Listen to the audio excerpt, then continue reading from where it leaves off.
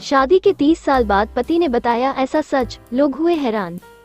पत्नी के गुजर जाने के बाद एक व्यक्ति ने महिला के तौर पर रहना शुरू कर दिया। उसने खुद को ट्रांसजेंडर बताया है। उसके 3 बच्चे भी हैं। उन्होंने अपने बच्चों से भी ये बात बताई और सभी ने इसे स्वीकार कर लिया। हाल ही में एक वेबसाइट पर खुद उन्होंने अपनी कहानी साझा की है।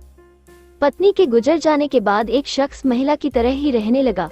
उनका कहना है कि वो हमेशा से पत्नी की तरह बनना चाहते थे, लेकिन समाज के दबाव में ऐसा नहीं कर सकते थे। लेकिन जब पत्नी की मौत हो गई तो उन्होंने खुलासा किया कि वो असल में एक ट्रांसजेंडर है। ये बात उन्होंने कई साल तक लोगों से छिपाए रखी।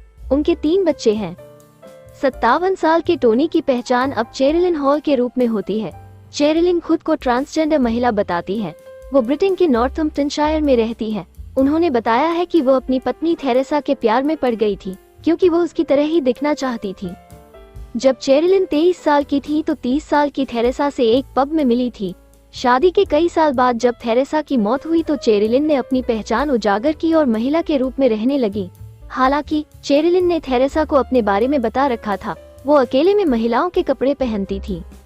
द मिरर के मुताबिक चेरिलिन को हमेशा ऐसा लगता था कि वो एक महिला होने के लिए बनी है, लेकिन जैसे जैसे वो बड़ी हुई उन्हें लगने लगा कि अगर उन्होंने इस बात का खुलासा किया तो समाज उन्हें स्वीकार नहीं करेगा।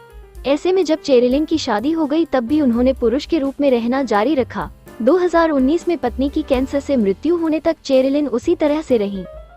चेरिलिन कहती है, जब मैं अपनी माँ को मेकअप करते देखती थी, सोचती थी कि मैं ऐसा कब कर सकती हूँ। महिलाओं के कपड़े पहनने की चाह होती थी।